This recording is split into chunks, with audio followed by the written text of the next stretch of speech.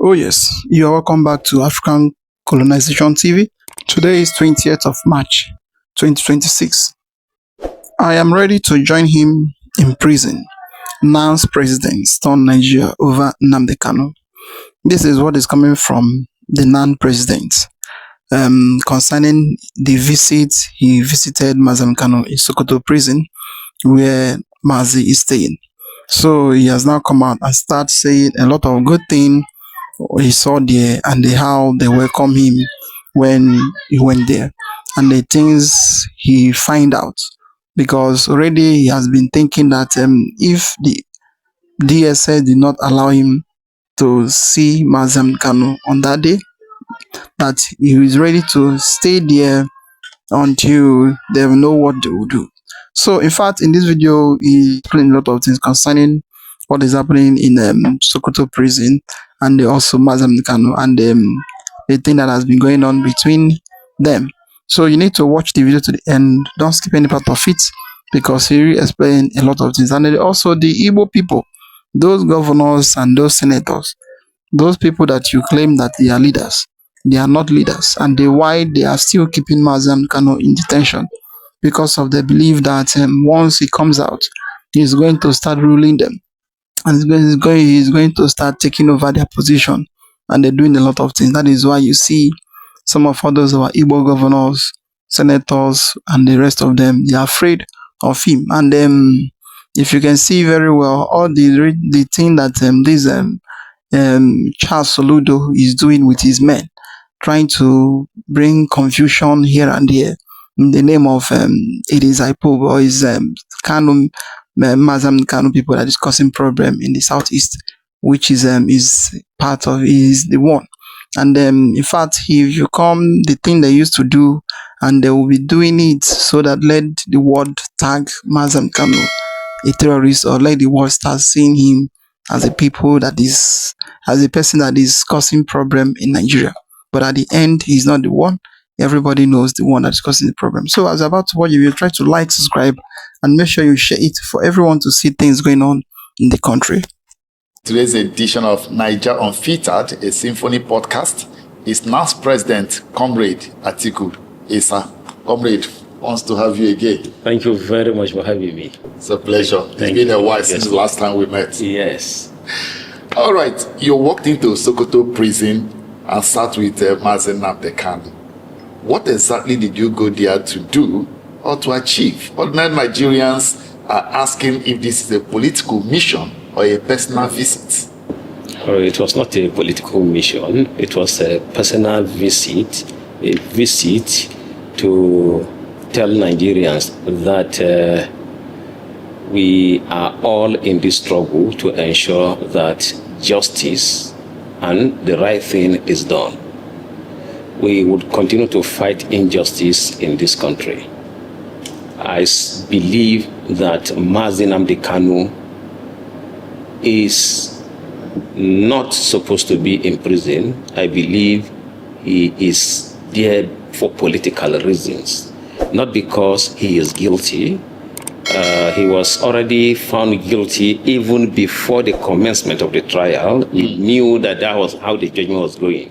And the pronouncement of certain personalities like Oji Uzokalu and some leaders from the southeast attest to that, because it was hypocritical of Senator Oji Uzokalu when he said that we should allow the judiciary to go on. Meanwhile, when he was sent to prison, he did not allow the judiciary to continue with their work. He used the political means to set himself free, even though there are the corruption allegations against him. To the best of my own knowledge, this is based on my personal understanding, they are real. He was supposed to be in prison, but due to political considerations, he was released. In the case of Nnamdi Kanu, I believe he is not supposed to be in prison. I give reasons for that. Whatever you will accuse Nnamdi Kanu to have done, Igboho did worse than that. Today, he's a free man. Whatever you will accuse Nnamdi Kanu to have done, Sheikh Zazaki did worse than that. He is a free man. Zazaki from the north, Igbo from southwest. Then why is Nnamdi Kanu in prison? That's why one of the respected traditional rulers, in the presence of President Tinubu and other traditional rulers, he said, he did mention this, and I was very happy. I can't remember his name again. And that is the kind of leader that we need in this country, to tell authority the truth. Whatever you are accusing, he said that the Igbo and Nnamdi Kanu, they are the same. They are doing the same. They did the same thing. I don't, but I believe that that Nnamdi Kanu has not committed any offense. He is there probably because he's an Igbo man, and if this country has to move forward, we have to be treated equally. And if there's no equal treatment to all Nigerians, there can never be peace. We need justice. Is that justice that, yes, that if you claim that Nnamdi Kanu, yes, erred, and Igbo, Agzazaki, they also erred, they were forgiven. So Nnamdi Kanu should also be forgiven, or clemency, since there's a court pronouncement now. But we all know in Nigeria that the judiciary is the most corrupt institution we have, followed by higher institutions of learning. The most corrupt institution is the judiciary, followed by higher institutions of learning in Nigeria. So there's nothing good that can come from the judiciary. They take orders from the presidency, including... Are you saying from a position of information or data available to you, or just your perception? No, it's not my perception. There was a data that was released by one of statistics that was carried out, and the data was released, and it accused the judiciary to be the most corrupt, followed by the media. I see the judiciary, I think judiciary first, then high institution of learning, or high institutions of learning, then judiciary. Because although when it comes to being irresponsible, the high institutions of learning, the lecturers are the most irresponsible. Why do you say so? But you see, 65 years, 60 years old lecturers sleeping with 16, 17 years old girls. I'll give you a specific example. The Faculty of Education in Ahmadu Bello University Zaria. I want to write to NUC to scrap the entire faculty, because the majority of the lecturers there are randy lecturers, very irresponsible. I met with the head of department in the Department of Library and Information Science, Dr. Habibun. I told him, I don't want to mention the name of the lecturer since he's not here to defend himself. He just left the office of dean, the former dean of the Faculty of Education. He said, ladies have been complaining about this dean. He is sleeping around with young ladies, young to be his granddaughters.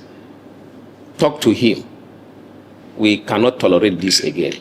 Then he sent one of his boys, who is the PG coordinator in the department, told me that you will not graduate.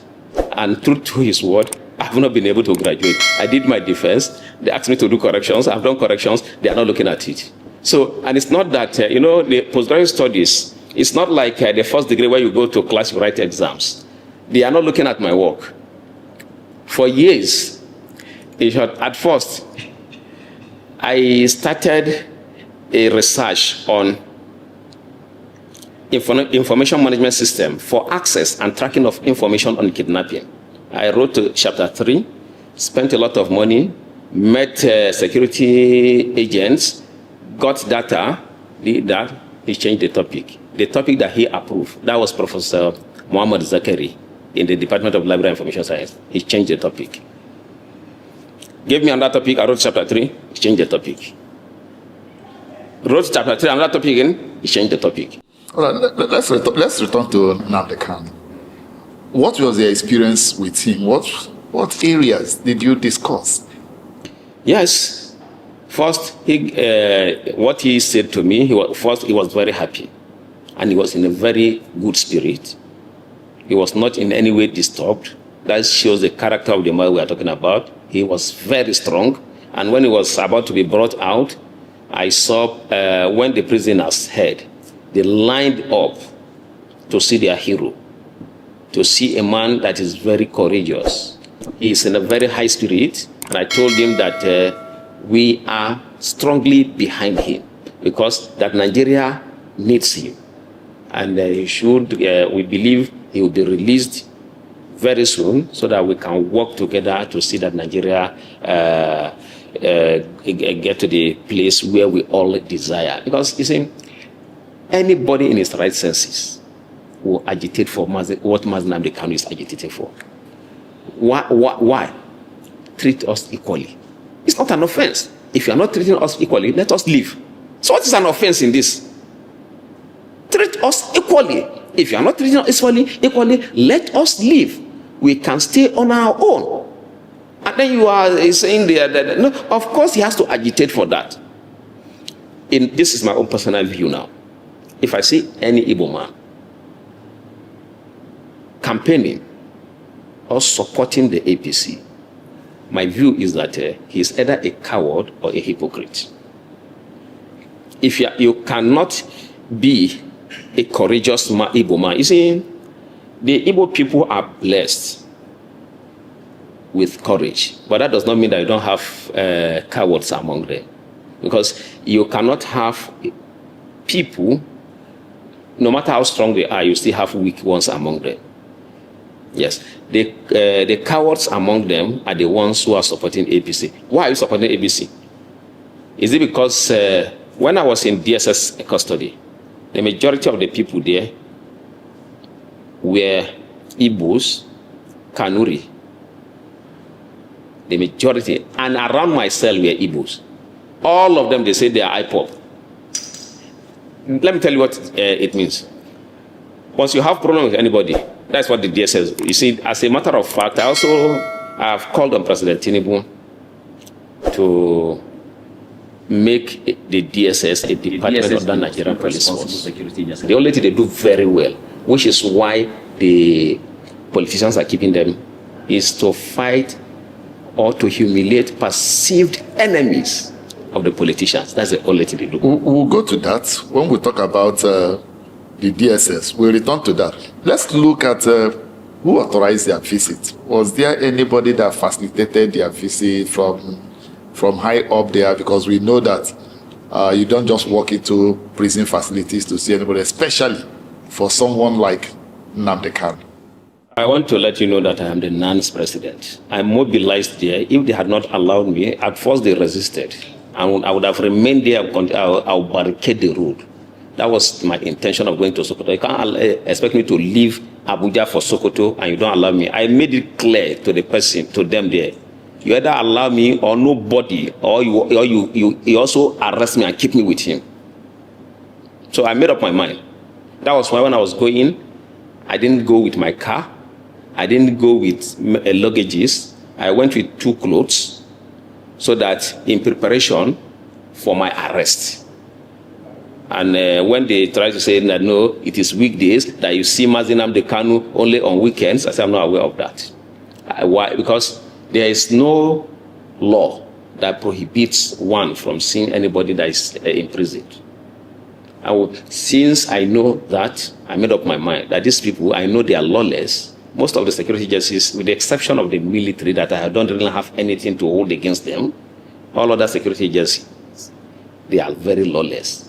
Once they have opportunity, they use the power given to them by the Constitution. They misabuse the power and to humiliate innocent citizens. So I'm ready to always resist that. I made up my mind I was going to see him, and it's either I see him or they will arrest me, because I will challenge them. I'll still go and see him again after Salah. All right. Why with him? Did he tell you anything in terms of your discussion, anything that shocked you, like maybe how he's being treated in the prison? No, he's not being treated badly. As a matter of fact, they respect him, because I see the kind of courtesy given to him. They talk to him respectfully. That's the prison warders or whatever you call them. They talk to him respectfully. The only thing he showed me was that the judgments that freed him before and how it is illegal for you to try somebody on the same offense which has been set free before. And he showed me constitutional provisions to support his claim that what they are doing is illegal. They do not have any powers. They don't have anything that is backed by law for them to retry him over what he has been already freed in the courts.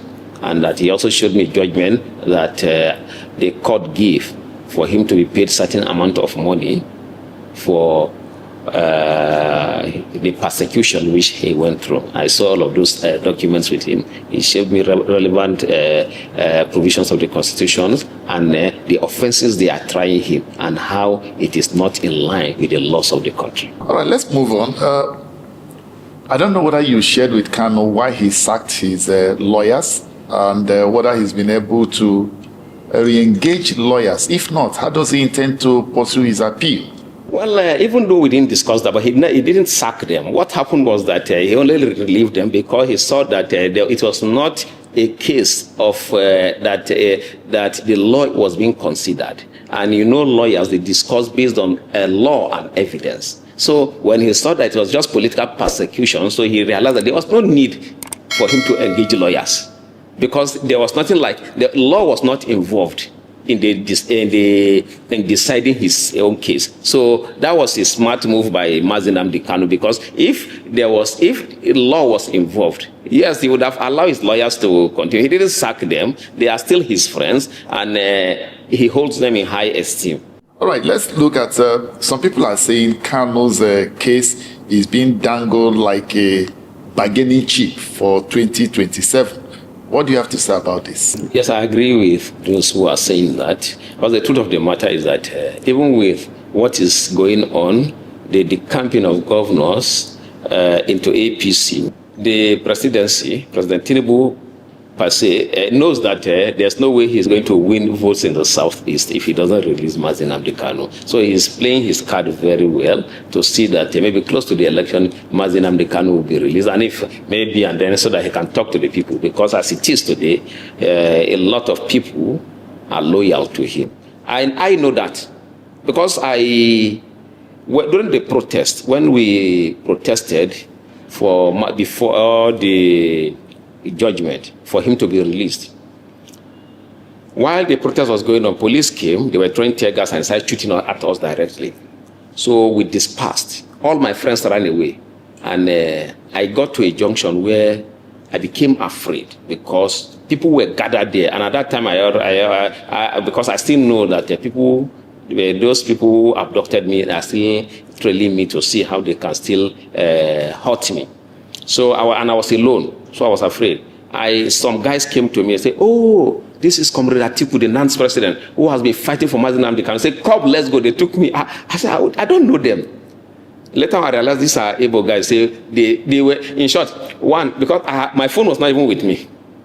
And I told one of them, he gave me his phone. And they provided security for me. They say, "You are a great man. We thank you. We appreciate what you are doing." So that shows that people love Nnamdi Kanu. And I now told them, why are you people not protesting with us? Because it was around down area one, where if you are going to around that legislative quarters, where they sell spare parts around there, I've forgotten the name. Apple, thank you very much. So why are people not joining? We shouldn't run from this police. Once they go, we should come back saying, the reason why we are being careful is that these people are heartless. That these our shops now will be demolished if we join this protest because they know the majority of us are Igbos. Say, what kind of humiliation is this? Did they create themselves as Igbos? Say they know majority of us here are Igbos. Once we join this protest, they will demolish our shops. That's why we are being careful.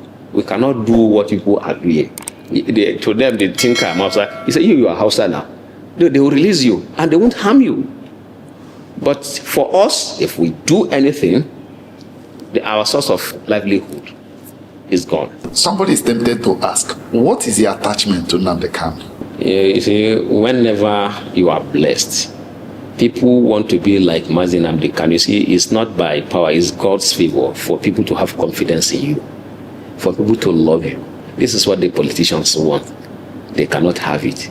When he speaks to the people, they listen. Anywhere he comes, he has this charisma that people want to listen to him and obey him.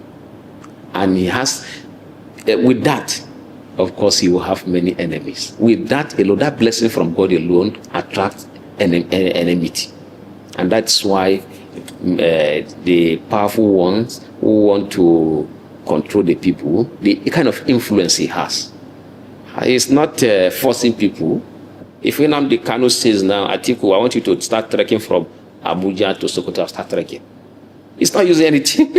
I'll start trekking, I'll start going. So that's the kind of influence he has of people. And that is why they are afraid and they have kept him in prison. Let's talk about your ordeal with the DSS. Have the security agencies opened investigations on the matter concerning your abduction, and how far has the matter gone? I wrote to the DSS. I have copies. I have copies here. I think it's even on my file here. I wrote to the DSS. I wrote to the Inspector General of Police that I mentioned their names.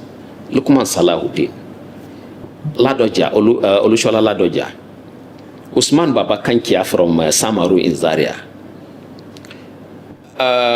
Omar Farouk from Niger State, Olubenga Adeyeye. I wrote with their phone numbers. Nothing was done.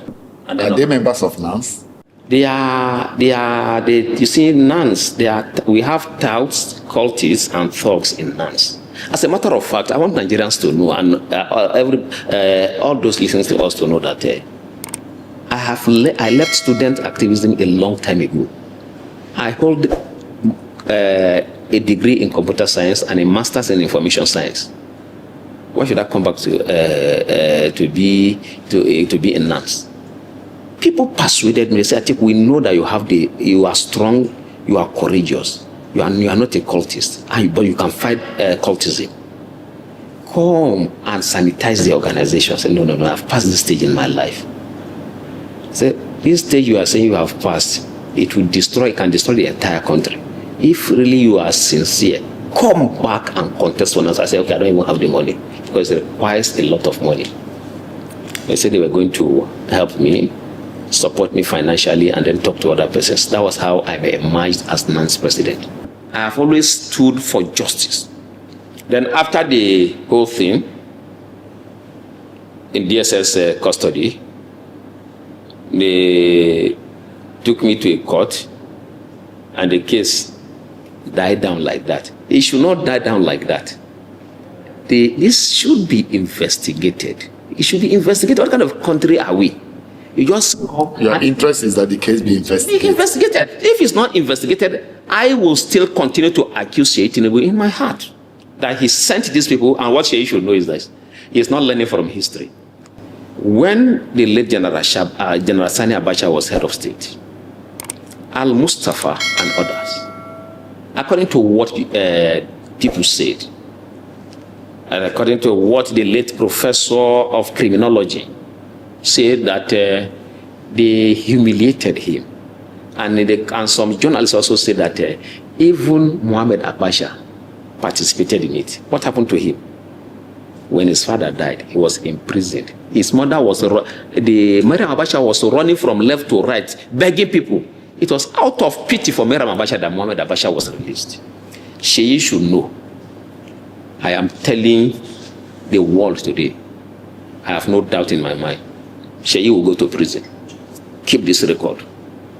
Whether they succeed in killing me or they don't kill me, what is sure is that he will go to prison. Else, the only thing that will save Sheyi from going to prison, there are two things. This matter be investigated and should be compensated, because I have reported him to the highest authority.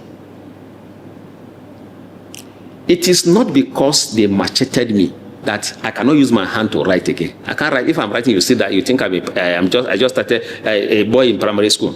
Sometimes when I go to bank to write, and my friends are with me, they say, "Bring your pen, let's help you to write." I have one of the best handwritings, but because they macheted me here, I can't hold pen very well. So I try to, because this hand is not actually working. This one with ring is not working. I was humiliated in DSS custody by the same person who is very powerful in the country. But what he has forgotten is that the most powerful is God Almighty. And that's why I have reported him to God, and you will see he will go to prison if this Right. is not done. Let's go on. Nasir El-Rufai has become a victim of opposition. He's facing EFCC, ICPC charges, and has been in detention for over a month without trial. As someone who has also suffered detention and state harassment, is this a warning shot to strong figures planning to oppose Tinubu in 2027? What is your take on this? Well, it is very pathetic. If there's one thing President Tinubu has done very badly, is the weakening of institutions. He has been using institutions of government against citizens. There's no constitutional provisions that gives you the power to put somebody in detention without trial. The security agencies are not acting responsibly. Before making arrest, you are supposed to have concluded your investigation. As you are picking the person, and especially a high-profile personality like this, yes, we know Nasir El-Rufai must have done some things in the past that are not in order. But that does not justify what you are doing to him. That is a former governor, a former minister. You don't humiliate important personalities and think the country will move forward. It is very bad. I want to use this opportunity to call on President Tinubu to direct immediately the release of Malam Nasir El-Rufai. He should be released immediately. There's nothing against him. If you have something against him, why should they keep him for about a month? Take him to court. You don't have to like somebody. Okay, that was the same thing Malami did while he was Attorney General. You can see what he's suffering today. Malami, when Dasuki was given judgment to be released, refused to release Dasuki. What he should have done as AGF was to go back to the court, because there's a judicial precedent that would have allowed him to get another judgment that will keep Dasuki in the custody. What judgment? There's a judicial precedent in the case between FGN and Asari Dokubo. When Asari Dokubo went to court on the basis of the violation of his fundamental human rights, the court decided that when a person is a security threat to the country, the issue of fundamental human rights can be set aside. So he was a threat, according to the ruling then, to the country, and as such, his fundamental right to freedom was set aside. And then he was still incarcerated. So based on that judgment, AGF could have gone to court, but because Malami had no respect for the judiciary, for the court's decision, he just decided that Dasuki will not be released. See what he's facing today. In short, if not because I do not support injustice, but personally I would have been happy for Dasuki to remain in prison. Dasuki or Malami? No, Malami to remain in prison, because that was what he did. He was abusing court decisions, judgments, because he was AGF then. See what is happening to him now. What Tinubu should know is that at most, even if he wins, in the next 6 years, he will not be president. Even if he wins or he rings himself into office in 2027, he will not be president. So what will happen to him? If he's not dead, he can still be in prison. He might be the first president that will be in prison. Because you cannot behave in this way and think that when President Muhammadu Buhari was alive, Nasir El-Rufai was very powerful. But see what is happening? Less than 3 years, he's in detention today. So all of these people should know, don't use the institutions against a single person. It will haunt you in the nearest future. Release. You don't have to like the people. Even if you don't like somebody, do the right thing, so that when you are no longer powerful, nobody will use the same institution against you. What they don't know is that, okay, anybody can become president tomorrow. Do you think the opposition is doing enough to check this government, or you support those that said opposition is dead in Nigeria right now? No, there's no opposition. You see, and these men, maybe they have done certain evil that we don't know. It seems they fear Tinubu in a way that they should fear God, their creator. There's no opposition. Who are the opposition leaders? I don't want to call them cowards, but there's no opposition in the country. Nnamdi Kanu is in detention. What have they been doing? What have they said? There's no opposition in the country. There's no opposition at all. The only opposition you can see is from the masses that once in a while, once they become frustrated, they react. The kind of role VDM is playing in this country, Sowore is playing in this country, if you put all the governors in, well, they are not even governors in opposition, if you put all the opposition leaders together, they are not playing half of the role of the VDM. Half. What I mean is that all the opposition leaders, if you put them together, not playing the role of VDM. All, they are not playing half of the role of Sowore. So if you are talking about heroes in this country, you call VDM, you call Sowore, Randy Peter, Mama P, these are the heroes in this country. Oh Lord, all these opposition leaders, they don't even have capacity to lead. Because if you have capacity to lead, you should have courage. If you are not courageous, you can't lead. All right. As a frontline activist, which would you think is more dangerous to Nigeria's democracy? Corrupt politicians or compromised electoral system? Compromised electoral system is more dangerous. Because the corrupt politicians will not be able to get to position of authority if the electoral system is not compromised. It's not that Nigerians are that irresponsible. Sometimes they are not even given the liberty to do what they are supposed to do. This compromised electoral system has killed Nigeria. Many people do not even have confidence in the electoral system. Sometimes they stay behind.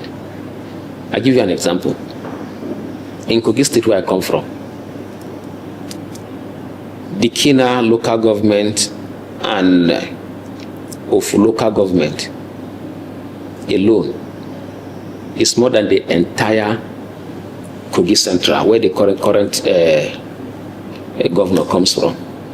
The number of registered voters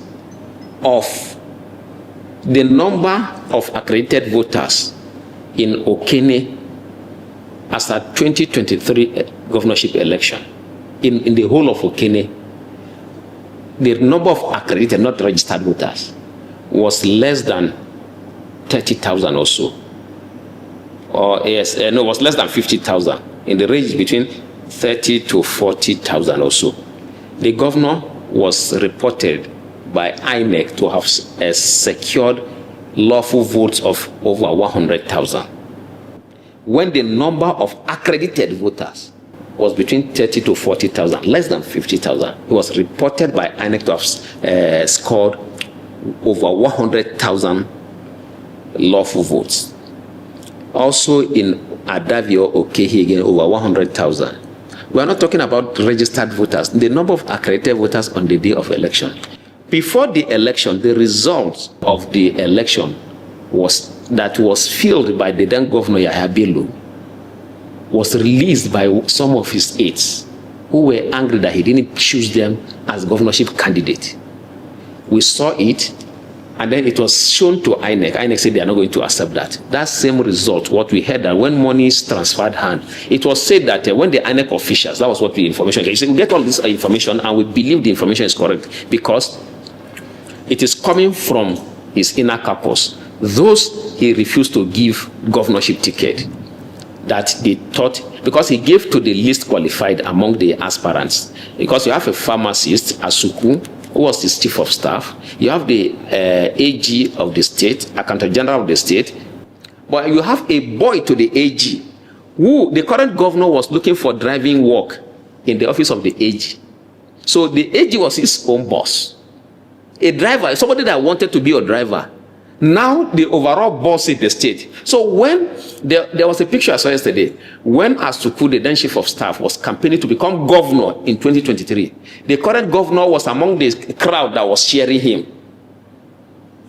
So now, those he didn't give the ticket, they are the ones revealing this information because they were among this inner caucus. Is this in a fairy tale or? Not a fairy tale. This information came out from those. You see, to get information about him now is very easy because he had promised, especially he promised his then deputy governor, Edward Onoja, who was his very close friend, asked him to go and buy form.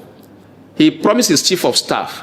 His chief of staff was even thinking that he was going to be the next governor because I belong to the same group. He was very arrogant. He was almost abusing everybody, thinking he was going to be a governor. Now, he told his accountant general to buy form of 50 million. Told about 10 people to buy form.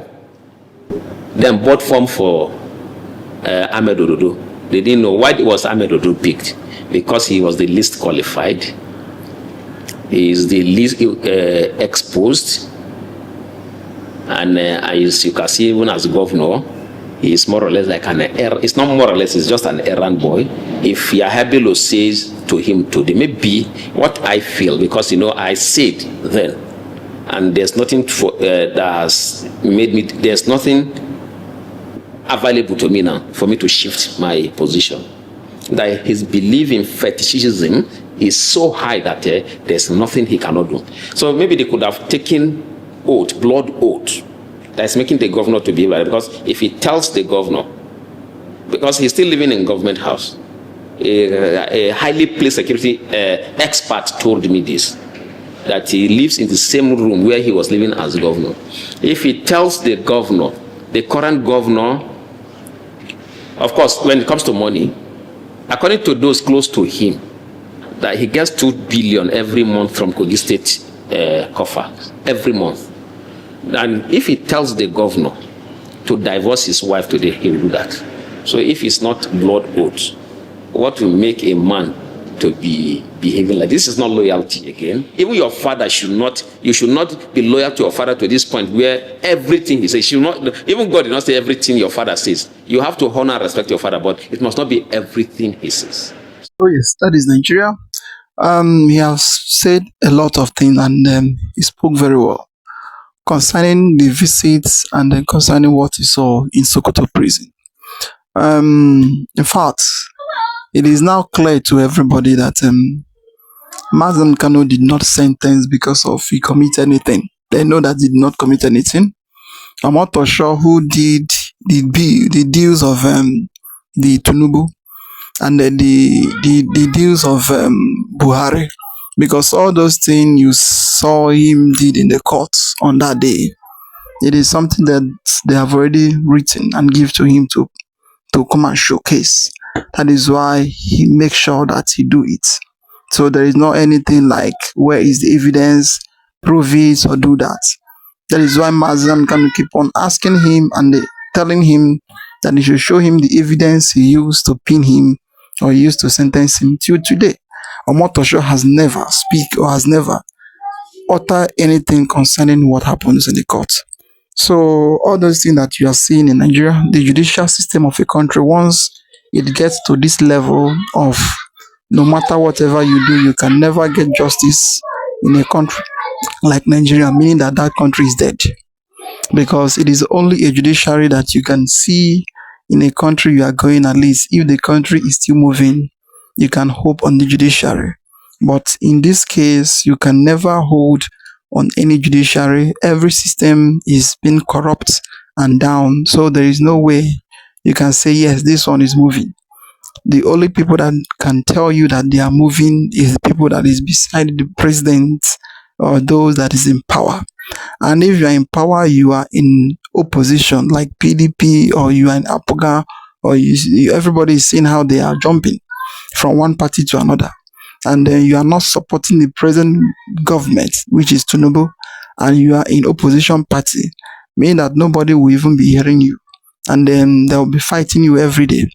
As Nigeria is today now, there is not like opposition. There is nothing like opposition party or PDP or any other party apart from APC. So they are now moving into one unitary system, one government, one system of government is what they are moving, into. Then they are just practicing dictatorship. They are now dictating to themselves what to do. One after everything, they will now tell you that they are voting. So that is what is there. And Mazen Kano himself is fighting for justice, fighting for everybody to survive, to live well in Nigeria. But for some people, they may be looking him as a troublemaker who is who want to divide Nigeria. He stated it here that do what you are doing to other people, do it to the Igbo people. That is the only problem. Even though when there was fighting the war and the 1967 to 1970, the same thing. You cannot be buying the Igbo people in the name of that. In the name of that, you want to make Nigeria to remain as one. And every day you will be maltreating them, doing them something that even though a foreigner can never do to them, or they can never do to you. But at the end, you would tell them that they should remain in a country where you don't love them. So it is not done that way. And this has been the problem since immemorial. And everybody have been seeing how everything is happening. So this man, Atiku Issa, is a good man, and he will continue being a good man. And any good man, God will continue to bless him. A man like this that can come out to speak the truth without fear, without intimidation, without anybody looking anybody's face, for you to see that the person will go far. It is not about this type of Igbo politician that will come and they will keep on talking as if they are good people.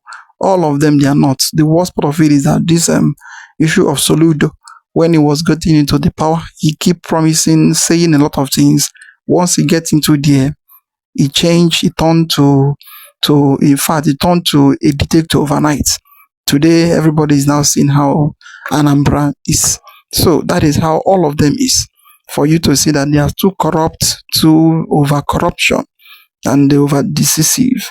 That is how they are. So I would like to comment down below what do you think about the whole thing happening in Nigeria. Like, subscribe, and make sure you share it. Let those who did not see and understand, let them see what is happening in Nigeria. We say thank you for watching.